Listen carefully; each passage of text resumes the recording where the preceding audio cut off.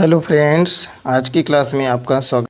इसमें हम आपको एसएससी द्वारा प्रीवियस ईयर में पूछे गए विभिन्न क्वेश्चंस आपको कवर करा रहे हैं।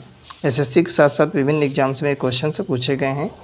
ये साइंस का पोर्शन रहने वाला है। बहुत ही बेहतरीन तरीके से आपकी क्लासेस रेगुलर अपलोड की जा रही हैं। तो अगर आप लोग चैनल पर नए हैं तो चैनल को अवश्य सब्सक्राइब कर लें, वीडियो में अंत तक बने रहें। तो चलिए शुरू करते हैं आज की क्लास। देखेंगे पहला क्वेश्चन क्या हो जाएगा। एक घूर्णन वस्तु खाली स्थान दिया गया है, हर बिंदु पर एक समान होता है। तो एक घूर्णन वस्तु पर कोणीय संवेग जो होता है हर बिंदु पर एक समान होता है। नेक्स्ट देखेंगे, जब नेट टॉर्क शून्य है तब स्थिर हो जाएगा। जब नेट टॉर्क आपका शून्य होता है तो आपका कोणीय संवेग जो है स्थिर हो जाएगा। ठीक है, देख सकते हैं ये सारे क्वेश्चंस पूछे गए हैं CHSL में। ठीक है, नेक्स्ट पॉइंट हो जाएगा जड़त्वाघूर्ण टार्क या ऐंठन। टार्क को हम क्या बोलते हैं, ऐंठन भी बोलते हैं। और कोणीय त्वरण के बीच सही संबंध क्या है। तो देख सकते हैं इन तीनों के बीच में सही संबंध क्या होगा, तो होता है आपका कोणीय त्वरण इक्वल टू होता है टार्क अपान जड़त्वाघूर्ण। ठीक है, तो टार्क और जड़त्वाघूर्ण का रेशियो ही कोणीय त्वरण होता है। ठीक है, हो जाएगा सरल आवर्त गति करने वाले द्रव्यमान के कण और आवर्तकाल t के बीच उचित संबंध है। तो क्या है संबंध, देख सकते हैं। तो t यानी आवर्तकाल इक्वल टू होता है 2 पाई और अंडर रूट के अंदर क्या हो जाएगा m अपान में k। ठीक है, तो ये होता है फार्मूला, इनके बीच में संबंध होता है। ठीक है, अगला देखेंगे, यदि कोई वस्तु एक वृत्तीय मार्ग में चल रही है तो उसकी औसत गति क्या होगी यदि वह 1 सेकंड में एक पूरा चक्कर करती है। तो यदि कोई वस्तु वृत्तीय मार्ग में चल रही है तो उसकी औसत गति 0 होगी यदि वह 1 सेकंड में एक चक्कर पूरा करती है, तो औसत गति क्या होगी, 0 होगी। अगला देखेंगे पॉइंट, अपकेंद्रीय बल द्वारा कार्य किया जाता है। तो अपकेंद्रीय बल द्वारा शून्य कार्य किया जाता है। तो देख सकते हैं ये सभी क्वेश्चंस प्रीवियस ईयर एग्जाम्स में पूछे जा चुके हैं। ठीक है, इस साइड में राइट साइड में आपके दिया गया है सब। ठीक है, तो देखेंगे नेक्स्ट पॉइंट क्या हो जाएगा। नेक्स्ट पॉइंट हो जाएगा अपकेंद्रीय त्वरण और स्पर्श रेखीय त्वरण के बीच कोण होता है। तो अभिकेंद्रीय त्वरण और स्पर्श रेखा त्वरण के बीच कोण होता है 90 डिग्री का। ठीक है, 90 डिग्री का कोण होता है। अगला पॉइंट देखेंगे, सरल आवर्त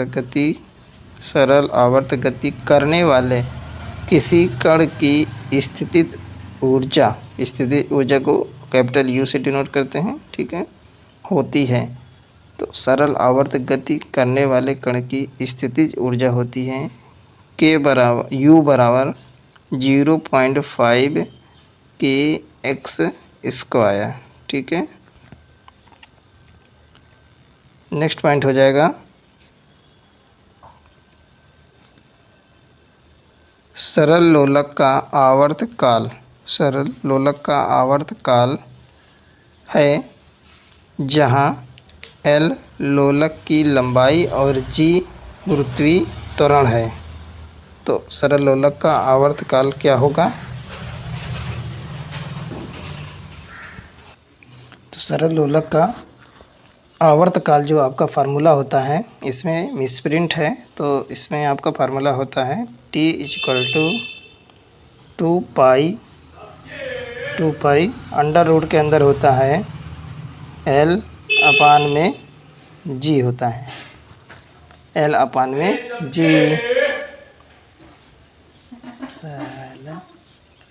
नेक्स्ट पॉइंट देखेंगे। नेक्स्ट पॉइंट क्या हो जाएगा, निम्न विशेषता समान वृत्तीय गति के लिए सही नहीं है। देखिए समान वृत्तीय गति के लिए क्या होता है, दूरी सदैव विस्थापन के बराबर होती है। ये पॉइंट गलत है, दूरी सदैव विस्थापन के बराबर नहीं होती है किसमें, समान वृत्तीय गति में। अगला पॉइंट हो जाएगा, लोलक द्वारा एक दोलन पूरा करने में लिए गए समय को कहते हैं। तो क्या कहते हैं, लोलक द्वारा एक दोलन पूरा करने में जो समय लगता है उसको आवर्तकाल कहते हैं। इसको डिनोट करते हैं कैपिटल टी से। ठीक है, नेक्स्ट हो जाएगा, नेक्स्ट पॉइंट हो जाएगा किसी लोलक की गति। नेक्स्ट पॉइंट क्या हो जाएगा, किसी सरल लोलक की गति एक आवर्ती गति का उदाहरण है। ठीक है, आवर्ती गति का उदाहरण है, देख सकते हैं। नेक्स्ट पॉइंट हो जाएगा, एक दोलक या पेंडुलम की चंद्रमा पर समय अवधि उसकी पृथ्वी पर समय अवधि के या से क्या होगी, बढ़ेगी। ठीक है, बढ़ती है। पेंडुलम की चंद्रमा पर समय अवधि पृथ्वी पर समय अवधि से बढ़ेगी। ठीक है, ज़्यादा रहेगी। नेक्स्ट पॉइंट देखेंगे क्या हो जाएगा, किसी साधारण पेंडुलम में एक छोटी धातु की गेंद या पत्थर का एक टुकड़ा एक धागे द्वारा दृढ़ स्टैंड से लटका हुआ होता है। तो धातु की गेंद या पत्थर के टुकड़े को पेंडुलम का कहा जाता है। तो क्या कहते हैं, धातु के टुकड़े या पत्थर को तो पेंडुलम का बॉब कहते हैं। ठीक है, पेंडुलम का बॉब कहते हैं उसको। नेक्स्ट पॉइंट देखेंगे, ये सारे क्वेश्चन देख सकते हैं, ये सीपीयू एसएससी सीपीयू में ये क्वेश्चन पूछा गया है। ठीक है, जो ये क्वेश्चन कराने जा रहे हैं ये सीपीयू के एग्ज़ाम में पूछा जा चुका है। तो एक्शन एट ए डिस्टेंस बल है। तो एक्शन एट ए डिस्टेंस बल क्या है, तो इसी को हम लोग गुरुत्वाकर्षण बल कहते हैं। ये सीपीयू के एग्ज़ाम में पूछा गया है क्वेश्चन। नेक्स्ट देखेंगे, जिससे पृथ्वी सब वस्तुओं को अपनी ओर खींचती है उस बल का नाम क्या है, तो उस बल का नाम है गुरुत्वाकर्षण बल। तो ये भी क्वेश्चन CHSL के एग्ज़ाम में पूछा जा चुका है। ठीक है, CHSL के एग्ज़ाम में 2020 में ये क्वेश्चन पूछा जा चुका है। ठीक है, नेक्स्ट क्वेश्चन हो जाएगा आपका, गुरुत्वाकर्षण का नियम लागू होता है। तो गुरुत्वाकर्षण का नियम किन्हीं भी दो वस्तुओं की जोड़ी में लागू होता है। ठीक है, नेक्स्ट पॉइंट हो जाएगा, न्यूटन के गुरुत्वाकर्षण के नियम के अनुसार दो वस्तुओं के बीच का बल होता है। तो क्या होता है, तो उनकी द्रव्यमान के गुणज के समानुपातिक होता है। ठीक है, तो गुरुत्वाकर्षण नियम के अनुसार जो गुरुत्वाकर्षण बल होता है तो उनकी द्रव्यमान के गुणज के समानुपाती होता है। नेक्स्ट हो जाएगा, सबसे पहले कैपिटल जी यानी कि गुरुत्वाकर्षण स्थिरांक बोलते हैं कैपिटल जी को, का मूल्य निर्धारित किया था। तो लॉर्ड कैवेडिश ने निर्धारित किया था गुरुत्वाकर्षण कैपिटल जी का मान। ठीक है, नेक्स्ट हो जाएगा, नेक्स्ट पॉइंट क्या हो जाएगा, गुरुत्वाकर्षण के संदर्भ में कैपिटल जी को कहा जाता है, गुरुत्वाकर्षण के संबंध में क्या कहा जाता है, तो गुरुत्वीय स्थिरांक कहते हैं। ठीक है, कैपिटल जी को क्या कहते हैं, गुरुत्वीय स्थिरांक कहते हैं। नेक्स्ट पॉइंट हो जाएगा,